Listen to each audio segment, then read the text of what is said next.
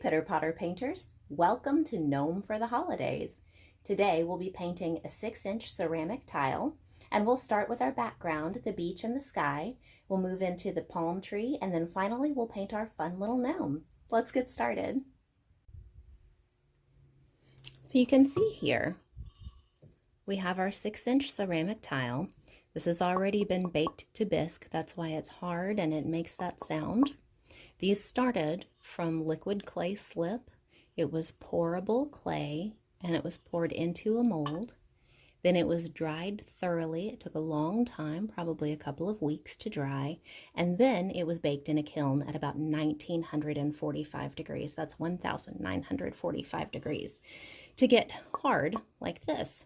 Now, you all have a tile that has this image printed on it. The way I did that was I took these printable screens. These are called silk screens, and this is just the front page, but the actual part that works is this screen right here. And what I did was I took glaze, which these paints are called glazes, and we will get to why they're called glazes in a bit, but I mixed some with a little bit of silkscreen medium, which is a thickener, and I rubbed it through the white mesh here, and when I lifted off my screen, your image was transferred onto the tile. So that's how those got onto your tile. Now, they are not permanent. They will come off, so you want to be really careful when you're painting your picture today that we don't smudge or smear the black too much. We're going to start today with the background, so we'll be using some blues and some teal colors to begin with. We'll want to mark where our horizon line is, and I've got a pencil here.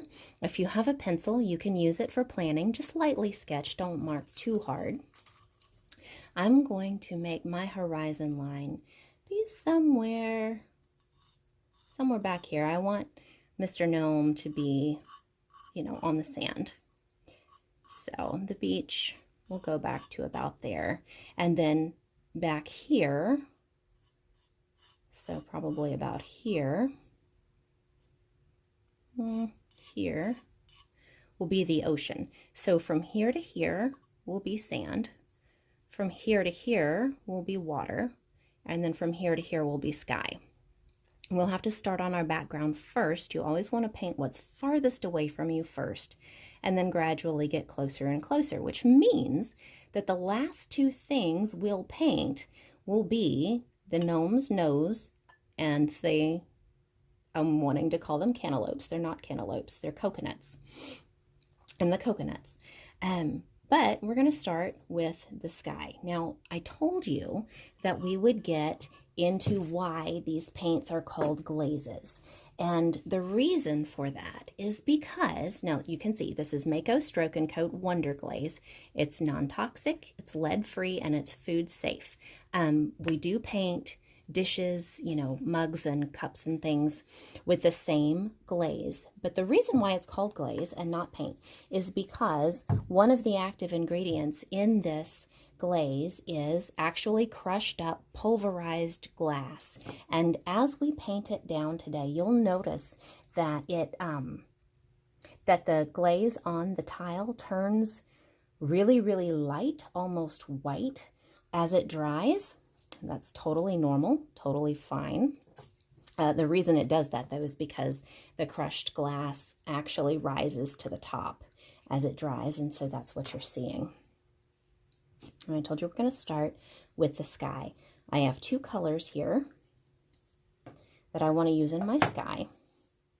This one is Blue Yonder, and this one is My Blue Heaven. And they work together really well to make an amazing sky color. First thing I want to do, always want to have water on hand. So I'm going to get my brush wet. Always get your brush wet to start. It'll smooth out the color really, really well. I'm going to pour just a smidge of Blue Yonder onto my foil palette. And just a smidge of the My Blue Heaven. It really does not take a lot of paint to cover these tiles. So just a little bit is great. We're going to start with, again, wet brush into the My Blue Heaven, which is the lighter blue. Pull it out just a little bit so that your brush isn't overloaded with paint. And then we will start at the line between the water and the sky and start rubbing that on. It should be fairly thin. All right, so water and then color, and just start rubbing it in around. If you happen to get a little bit on top of the outline of the tree, don't worry about it. The black will just pop right back through when it bakes. And that brings me to another point that I wanted to go over with you. These will have to be baked before they look bright and shiny. When you turn these in today, when I come and pick them up from Camp Singleton in a little while, they will be rough and they will be really blanched out. That is to say, they will look really, really light in color. And that's again because that crushed glass rises to the top. But when I bake the glaze onto the ceramic tile at 1828 degrees, which is about 100 degrees, 120 degrees or so cooler than the original firing that I told you about at the beginning of the video here, the crushed glass melts and forms a barrier over the top of the entire picture, which is why it will come out glossy and smooth at the end when you get it back. All right, so I'm rubbing all that really light My Blue Heaven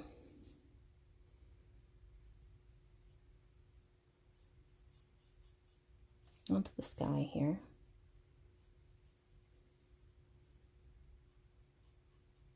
Now I want to switch to my Blue Yonder. The title of it is just Blue Yonder. So we're going to pull out that My Blue Heaven and switch over here, keeping the brush wet. I really should move my water to the other side. I don't know why I have it on the far side, but okay, so here's where we are.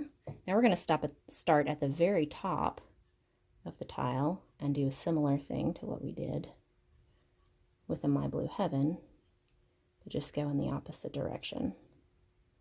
Kind of go around that palm tree. Try not to get into the palm tree. Try not to get into the black, but if you do, not a big deal. Okay, I am moving the water. Sorry about that. That's going to go over there now.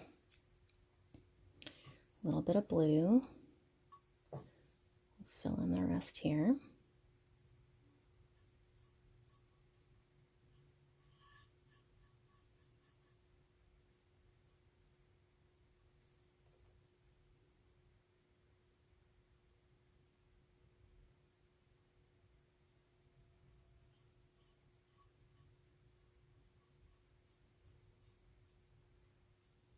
And then we'll have to wait on this to dry. We'll need to do multiple coats on the sky to make it look really pretty, but you cannot lay one coat down over wet paint, over, you know, the first coat if it's still wet. So what we do is we just let that set as it is.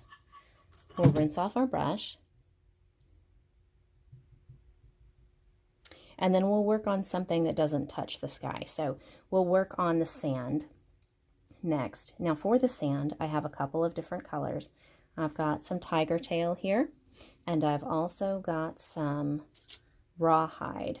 Which, let me get that.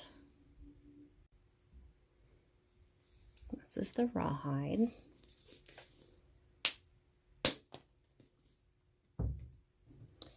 I'm just going to put the lids back on my blues and put them to the side. Keep everything neat.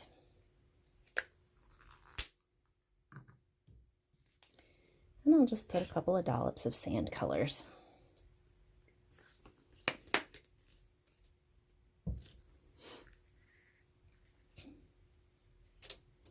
I don't think this tiger tail is going to want to pour, so I'll just give it a little help. All right. So we will work with the sand in much the same way that we did the sky. We'll start at the very bottom of the tile, add a little water to the tiger tail, which is that darker sand color, and start working it on there. Make sure it's nice and even. It will be pretty impossible not to get through the beard just a little bit.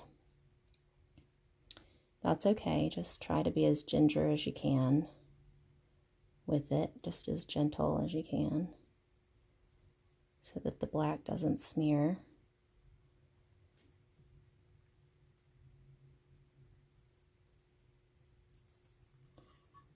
We'll go all the way across here and keep it moving.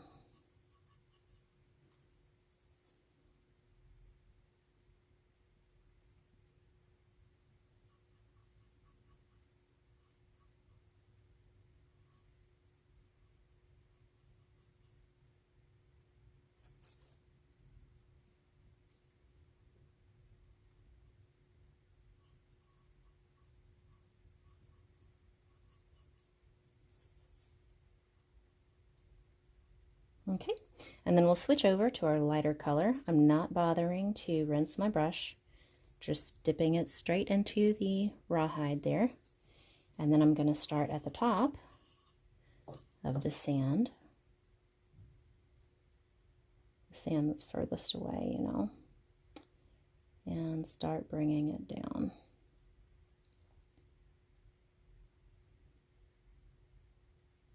And so, of course, we'll have to let this coat dry too. We'll put our second coat on the sky as we wait on our first coat of sand to dry. And then we'll move on. We'll finish up our sand, and then we will move on to the water.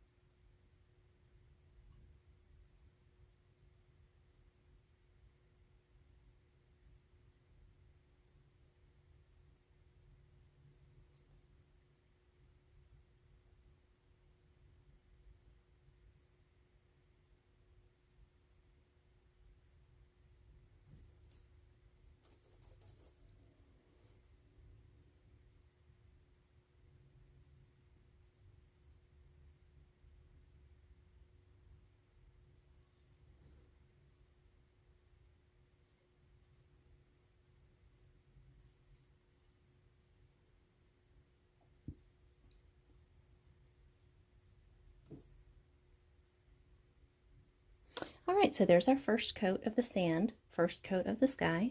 We're going to rinse out our brush again. If you have a sponge or paper towels or anything next to you, use those to rinse the color out of your brush and wipe out what's stubborn. Then we're going to switch back to our sky color and start again.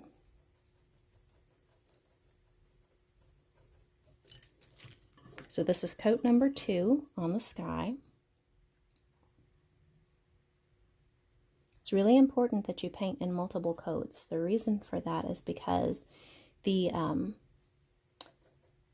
glaze will actually bake transparent and you'll be able to see through it. So if you have multiple coats of the color on your tile. When you can see through the glaze, you just see through 2 more glaze, which makes it look like you have a beautiful opacity to your color there. But if you don't have enough layers, what you'll wind up seeing is streaky brush strokes, and you'll just be able to see evidence of where you were instead of the picture itself. So that's why it's so important to paint multiple layers.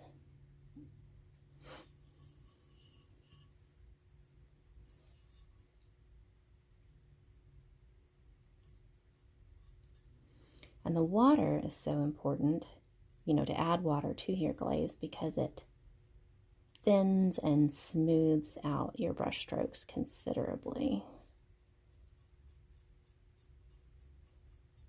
All right, switching over to my blue heaven again.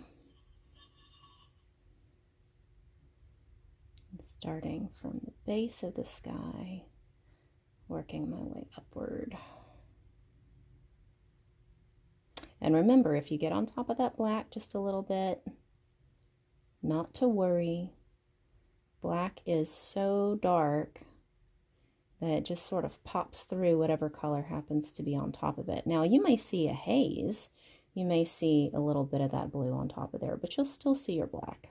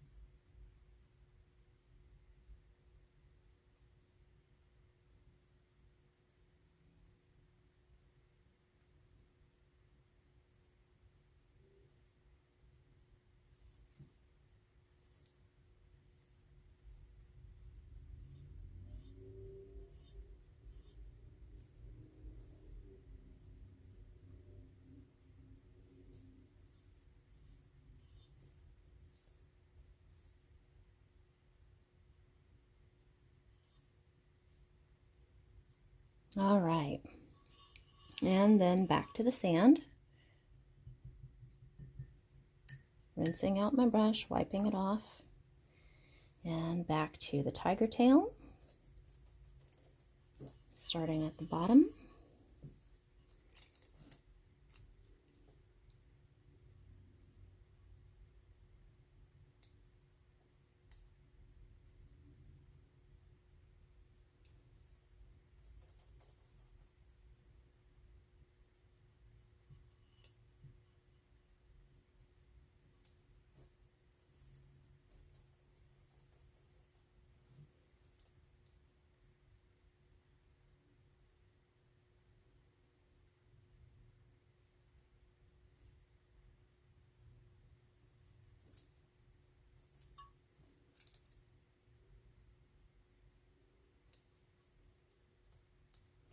And then flipping the tile over, dipping into the rawhide, starting at the sand that's furthest away from us, working our way closer.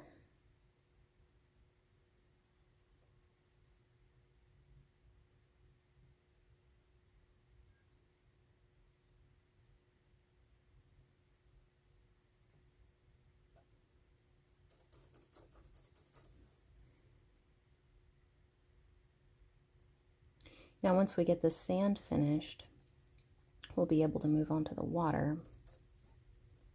And for that, we'll be working in some pretty teal blues.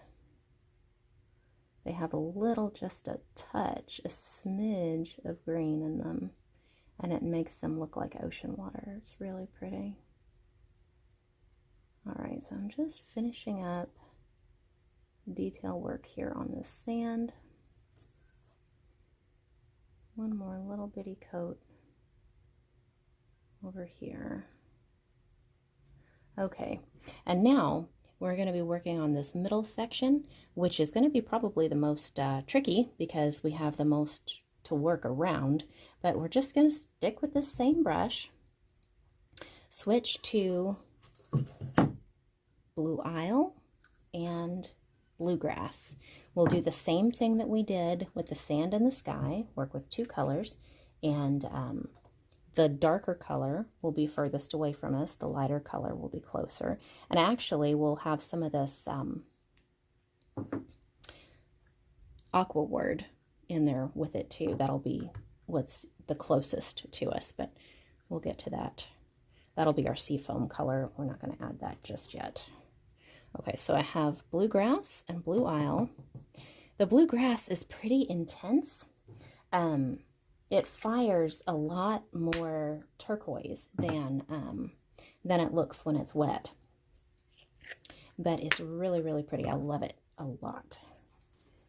I'm just going to work most of that color out of my brush. Did you see me do that? I just did that. This is why we keep paper towels handy. We're just going to wipe that off. Keep on moving. Okay. So we're going to start with a little bit of water on our brush. Dip it into the bluegrass, which is that darker color. Make sure it's nice and thin so we get pretty even strokes. And then we're going to work from the water that's furthest away, gradually closer. It'll be a nice, calm sea day. Try and aim for as straight a line as you can get. Keep your paint thin as you can. Not watery thin, but smooth. Maybe like ink. Ink is real easy to work with as far as that goes.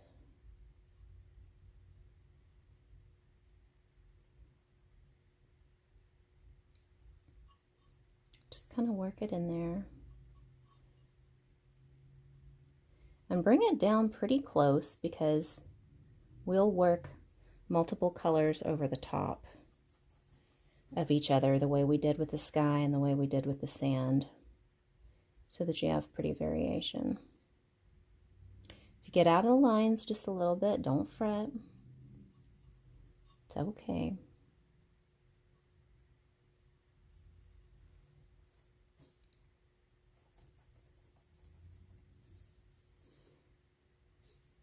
We're going to start up here, work our way down. The reason we do that is because we want the bluegrass color to be the most intense the farthest away it is. That's called atmospheric perspective. It just makes it look farther away because it mimics what the world really does when you look far, far away. You're seeing through that atmosphere, and it affects the colors the way you see them.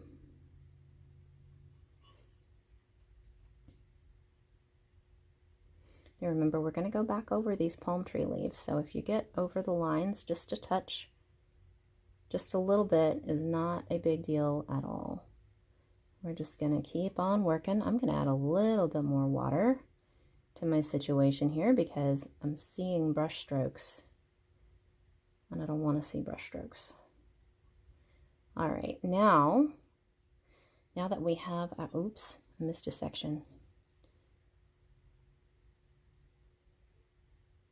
Starting up here, getting in between those palm tree fronds.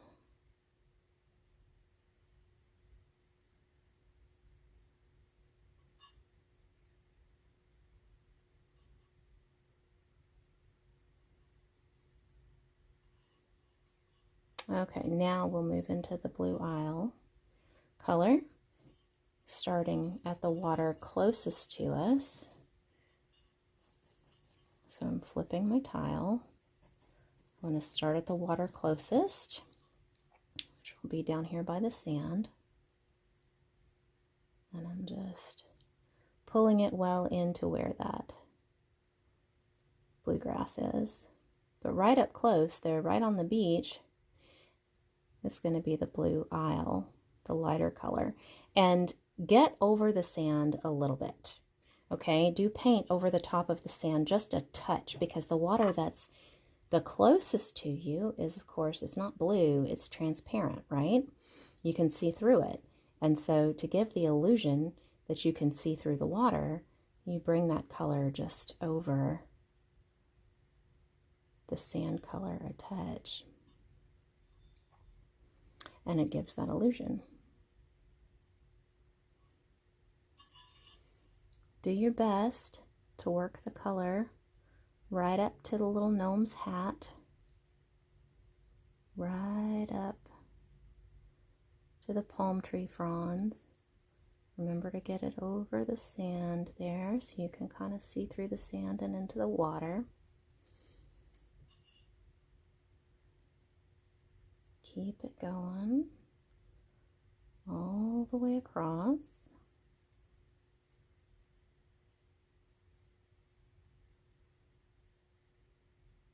If you've ever been to the beach, you'll notice sometimes the water comes in ribbons of color, and it'll look bluer in spots and greener in spots. And this just kind of mimics that some.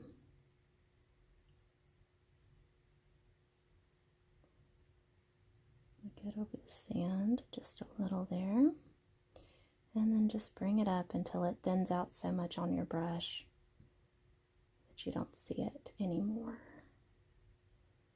All right, and we will have to let this dry before we can lay down a second coat and lay down our sea foam. So we're going to do a little bit of television magic. I'm going to set this down and let it dry, and then we will pick it back up so that we can do a second coat. Once we get the water done completely, we'll add a little bit of sea foam with a fun painting technique, and then we'll move on to our tree and our gnome. All right, so I've let a little time pass. You can definitely see where the glaze is getting drier. It's turning much, much lighter. That's totally normal. We want that to happen. That's because that glass is rising to the surface. We will go ahead now and put a second coat on the water, starting with the bluegrass at the farthest back of the water and moving our way into Blue Isle as it gets closer. So I'm just wetting my brush, putting it in the bluegrass, and putting a second coat on the far end of the ocean there.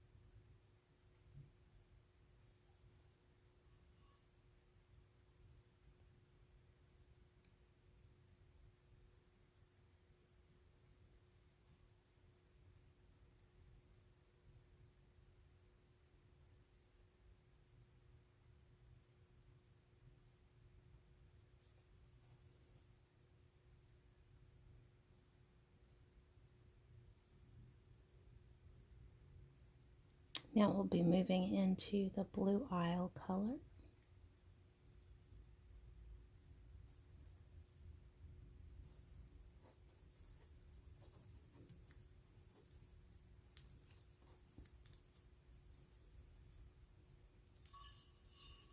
Starting from the other direction, pulling it well into the bluegrass color.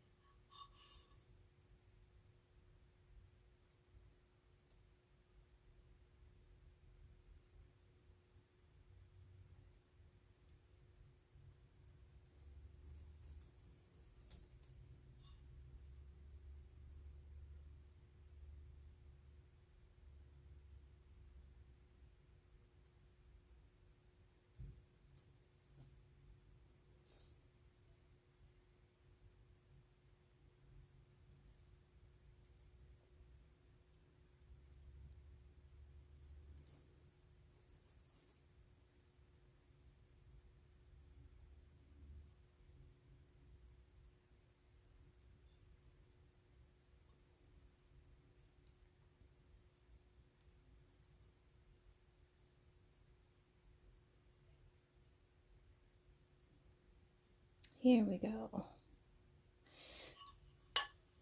So here we are with the water. We have 2 coats of bluegrass everywhere. We have 2 coats of blue isle in the water toward the front of the ocean here. And then we are going to add some sea foam in some places as the water comes forward. So I want to show you how to do that. Okay, so the sea foam will be aquaward. That's this really, really super light green. We'll just take a little bit of that, put it right up here, and again with the same brush, we can basically paint this entire tile with just the one brush. No need to hop around. Okay, so I have a very clean brush, but very wet. I have not dried it off. Putting it into the aquaward so that I have a brush that, you know, looks about like that. And now, instead of long strokes like we have been doing so far, instead we will be doing what's called stippling. And that is where you take the paint and just bounce with the color right onto the tile. Keep the aquaward thin so that it doesn't get too thick in any one spot. But we're just bouncing and just making a little bit of that texture, just to kind of tell the eye that the waves are coming forward and getting onto the beach, just a little like that. It just adds a little bit of pretty texture there.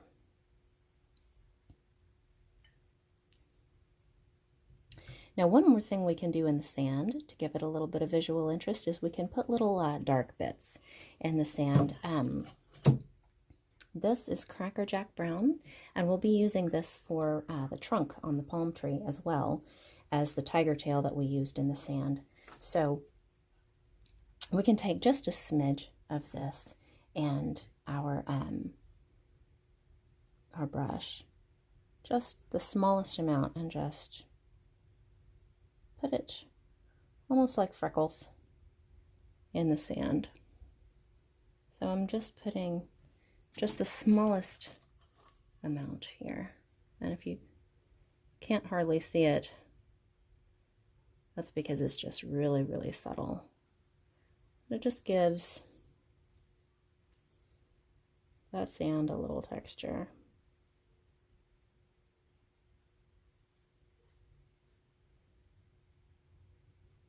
Just a little. Now we get to move into the trunk of the palm tree. That will be done in the Cracker Jack brown and the tiger tail that we were working in before. So we will get our brush clean, put it into that Cracker Jack brown, and then just very lightly paint where the shadows will be. So notice I'm not painting the whole trunk, just the parts that will be in the shade. Palm trees are furry on their trunks. They actually have to be cut fairly regularly, or they'll grow beards, kind of. But so just under here, this would be in shadow because that, I don't know what you call it, the palm, I don't know, I used to just call them the palm beards. Be shading right there.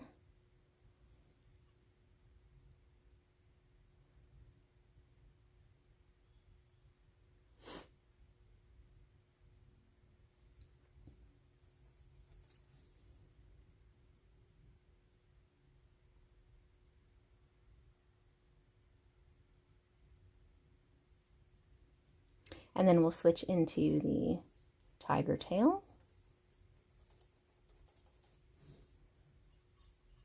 And reverse it and paint upward from each section like that. And you can get well into that Cracker Jack brown with your tiger tail.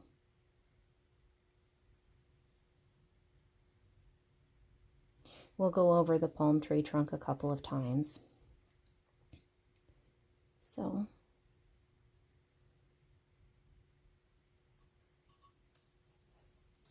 it'll have a good, pretty depth of color too, the rest of our picture.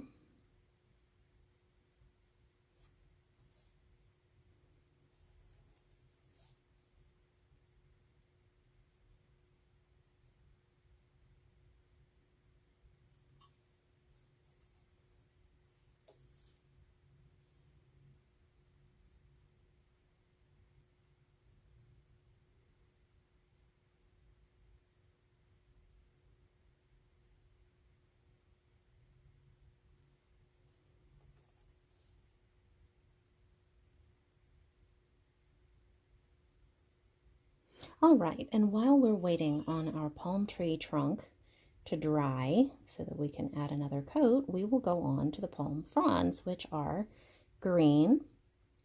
We'll use a couple of shades of green here.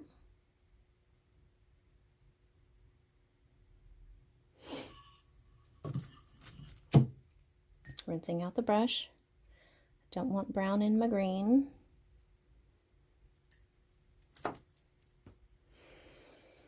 Let's see, yes. This is totally green. It's the darker color, and this is sour apple. It's the lighter color. And we'll do a very similar thing with these two colors that we've been doing all along. This time I'm actually going to start with my lighter sour apple. Make sure it stays thin. And I'm just going to paint the tops of the leaves and anywhere that the light would hit. I want these to be really opaque, so by the time I get a couple of coats of green on here, I want it to be really solid for a couple of reasons. The first is, of course, we've probably gotten into the palm leaves with the sky and the water a little bit so far, and I want to cover up any of those places. But also, you know, the palm leaves are very opaque, so I want them to look like that.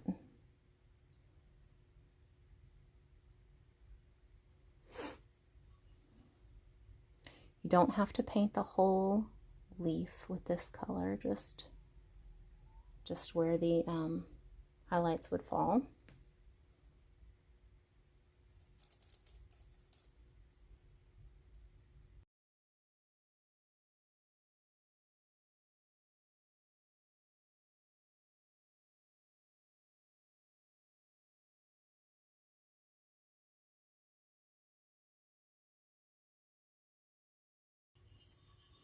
So now we have one layer of highlighted green on the tops where the sun would be shining. Now I want to go back with my totally green, which is also a bright green, but it's a little bit darker. And I'm just going to stick it right over the top of the sour apple. And then I'm going to fill in the rest of each leaf with it too, so that the leaves are completely green.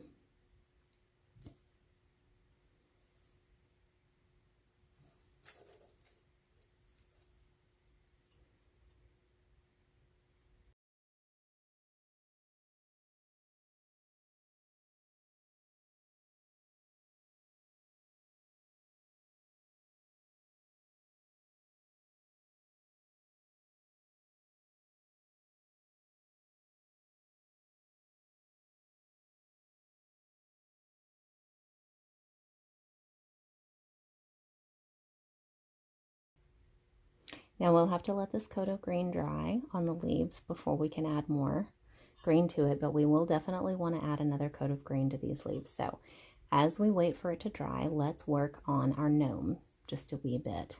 We have a few things on this gnome to consider. We have his hat, we have his nose and his hands, his shoes, his beard, and his clothing.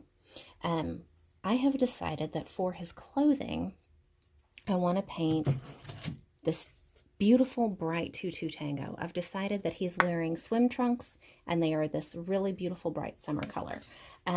You can of course paint your gnome's swim trunks any color you like, but look at how gorgeous that is. I mean, it is bright and vibrant, really, really pretty. So I'm rinsing out my brush because of course I don't want, you know what, green and orange makes brown, so I don't want him to be wearing brown swim trunks. I want him to be wearing bright, vibrant swim trunks. Taking the same brush, dipping it into my trunk's color. You want to be very careful to avoid the beard. Remember, we're painting what's furthest away from us first, right? So the beard is in front of the trunks, so we're painting the trunks first. So, or the swimsuit, whatever kind of swimsuit he's wearing here. Just going to want to give this a couple of coats. Painting a coat onto the swimsuit.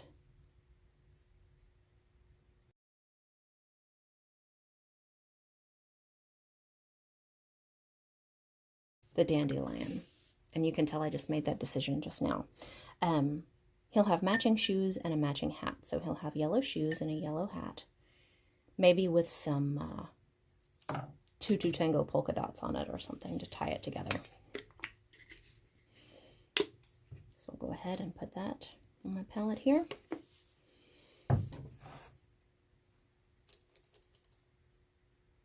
And just fill in that hat.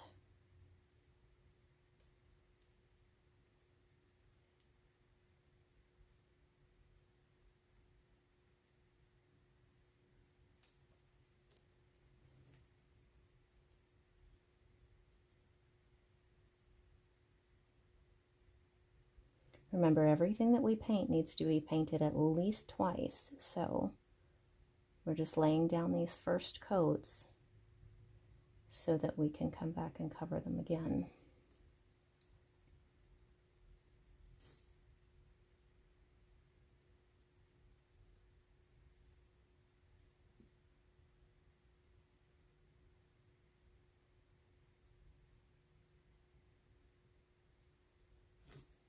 And then his little matching shoes.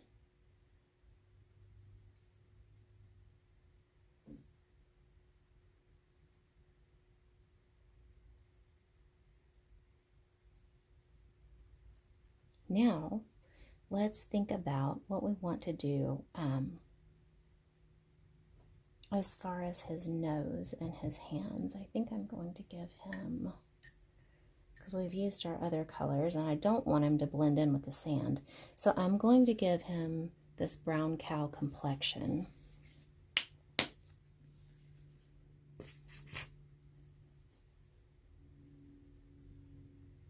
There we go.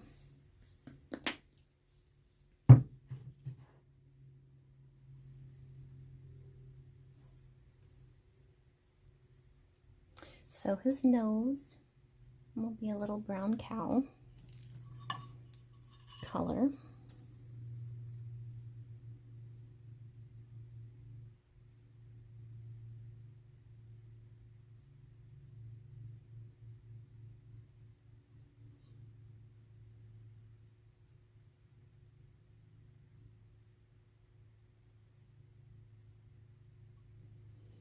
And his hands.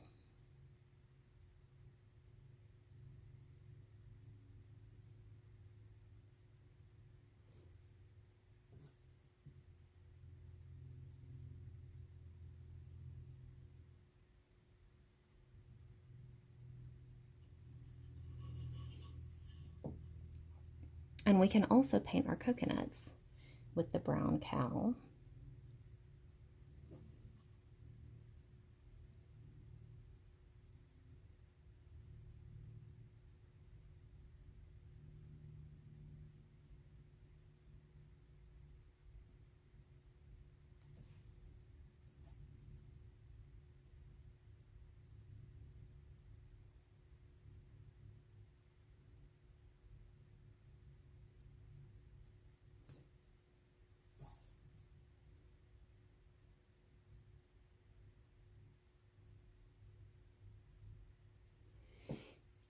And there we have it. Now we do still need to go back and add a second coat to all of the things that we've only painted once, but with a little TV magic, I'll go back and do that, and then I will show you the finished product, but before it gets baked. And then of course I'll bake it and I'll show you what it looks like when it comes out of the oven too.